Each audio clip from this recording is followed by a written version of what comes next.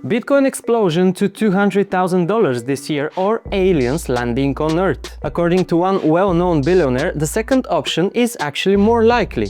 And in today's video we'll go over some interesting and even shocking predictions about the digital asset. Meanwhile, Strategy calmed the markets by buying more Bitcoin, Zcash made progress after the protocol was hit last week, but humanity became the latest crypto project drained of millions of dollars. We've got plenty of curious things to cover, so watch until the end. If you enjoyed the episode, hit the like button, leave a comment and subscribe with the notification bell.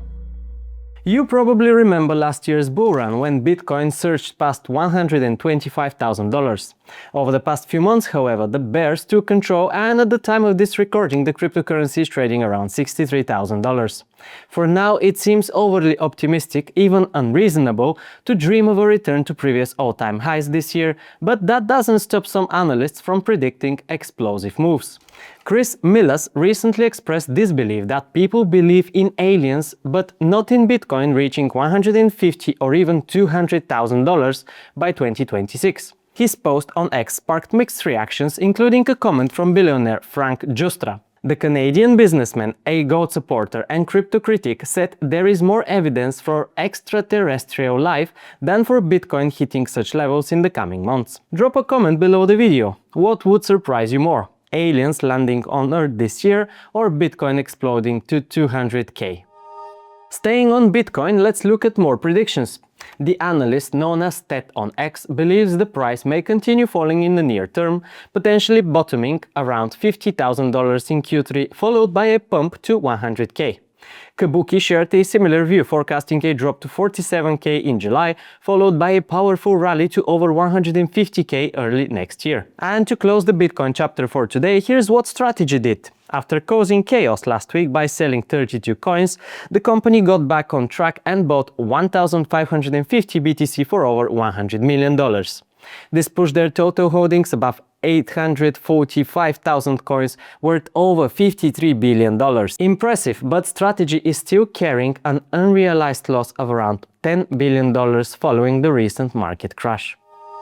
Zcash posted an impressive 45% jump after developers introduced the new Ironwood upgrade, a technological improvement aimed at making the network faster, more secure and easier to use.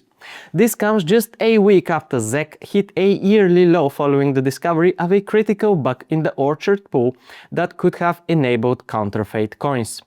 The team reacted quickly with a fix, restoring confidence and paving the way for the current rally. Ironwood introduces more efficient privacy proofs and transaction optimizations, reducing costs and improving usability, crucial for a privacy-focused cryptocurrency. But while Zcash recovered, Humanity Protocol was shaken by a major crisis. The project's token crashed 88% after roughly $30 million was drained from users' wallets, an incident that sparked panic and raised serious security concerns. Early reports suggest the attack targeted a vulnerability in the wallet infrastructure, allowing funds to be pulled within minutes. The team says the investigation continues, but the reputational damage is already severe. We'll wrap up today's episode with former crypto mogul Sam Bankman-Fried, better known as SBF. After being sentenced to 25 years in prison for large-scale financial fraud, he is now making a desperate attempt to change his fate. According to recent reports, his team has filed an official clemency request, hoping for a pardon from President Donald Trump. That alone stirred controversy, but the story gets even more dramatic. The defense claims the sentence was disproportionately harsh and that SBF was portrayed in media as a comic book villain, influencing public opinion and the trial.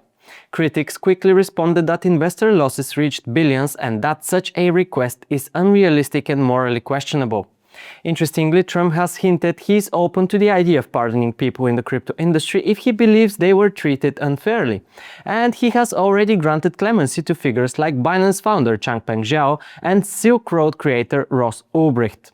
We'll soon find out whether SBF will receive mercy. The news already boosted FTT, which jumped to a one-month high of around 35 cents. Still far from its former glory before FTX collapsed. That's all for today, friends. Have a productive and successful day and see you tomorrow.